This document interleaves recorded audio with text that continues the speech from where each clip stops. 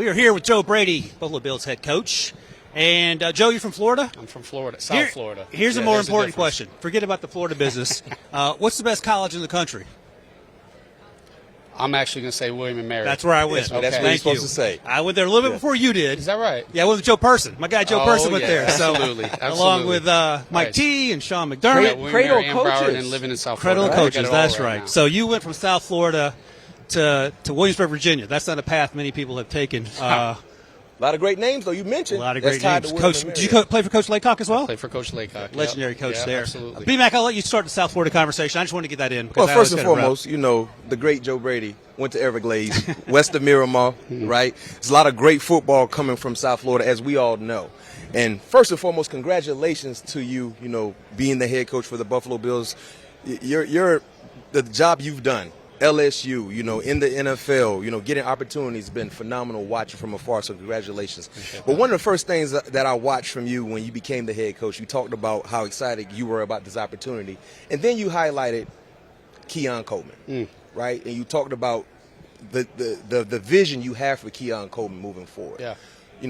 Tell us what makes you so excited about what he can do under your watch as a head coach. Yeah, look, I think, by the way, the cut is outstanding. Oh, appreciate it. All right, so I think a lot of people we know I stood on the table for Keon Coleman. I told Keon, as soon as I got hired, when I called him, I said, look, man, the best thing to happen to you is me being your head coach. The faith I have in you, we're going to make it work together. And I know the quarterback has the confidence in him, and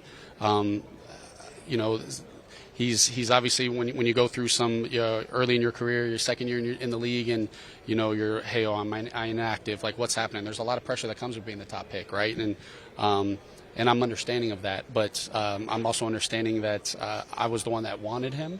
And I'm not saying it was only me, but I wanted him, and I'm going to do everything I can to work with him to make it work, because he has all the talent, and he's when you see him out there and he's making plays, good things happen. And I love him, and I want the best for him. What changes on offense now that you're the head coach? What changes in terms of not just schematically, but philosophy, aggressiveness? Does it change? Well, I think it's not just offense. Like, tell me how the whole team looks, right? Like, there's a way to win every game, and seeing how our defensive philosophy kind of comes together and our team comes together, and I think all that kind of comes together when you're calling games, when you're playing games, right? We play in Buffalo. We're not in a dome. My first 2 years in the league, right? I was in New Orleans. Like, we knew that we were going to have 8 games in there, and it wasn't going to matter what the weather was outside, but. We have to have a team that can be built. You saw what the AFC Championship game weather was, right, out in Denver.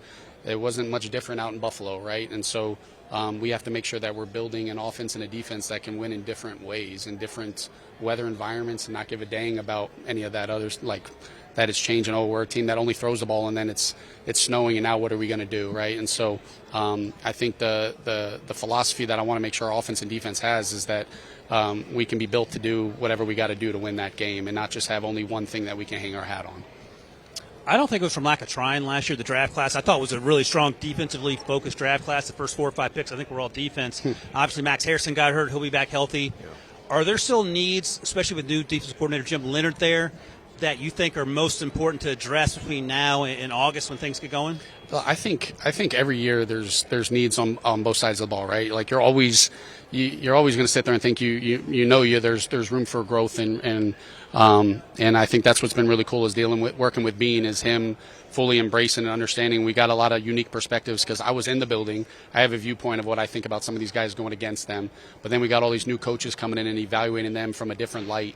Sometimes I've seen them and gone against them in practice, so I might have a vision of them, but I'm not fully seeing how everyone played on a defense perspective. I'm sitting there in the box getting ready for my next offensive drive. So that's been unique. But look, at the end of the day, last year we weren't good enough stopping the run, and we missed a lot of tackles, right? And and when everybody talks about helping Josh Allen, well, when you can run the football, when the opposing team can run the football and can stay on the field and take time off the clock, it's giving Josh Allen less drives, right? And so there's obviously position needs that we need, but the biggest thing is we got to make sure where teams can't just roll out, be able to run the rock.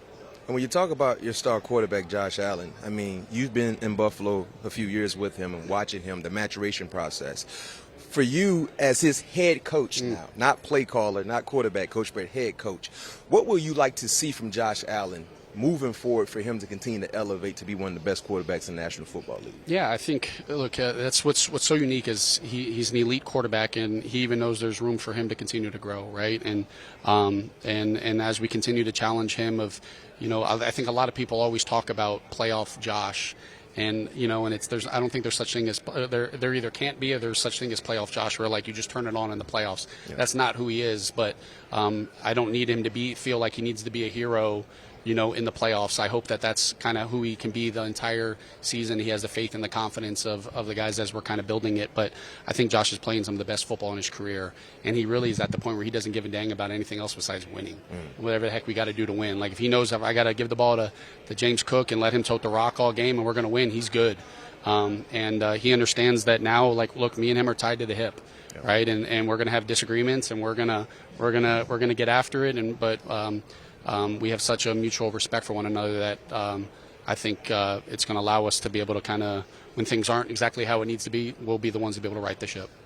How do you get more big plays in the passing game down the field, though? Like speed. Yeah. You had to add some speed on the outside. Is that something you'd like to do? Yeah, I think there's a lot of different ways to go about it, right? It's I think the number one thing is you can start in just seeing the differences the defensive football nowadays, right? Is you go back to let's go back a decade ago when everybody was playing the Seattle 3 post high zone, and the offenses were then built to beat the post high zone, and then lately it's been more split safety type of defenses that are making you have to drive the football and be able to have the discipline to sustain the drives. And well, now what are people doing? They're starting to pay the running backs again and running the rock. So what are defenses going to do now? They're going to continue to now pack the box and be able to, and should open up the opportunity to be able to push the ball down again and put stress on the DBs, from that perspective. So I think there's a lot of different ways that go about it, both in the trends, the personnel groupings.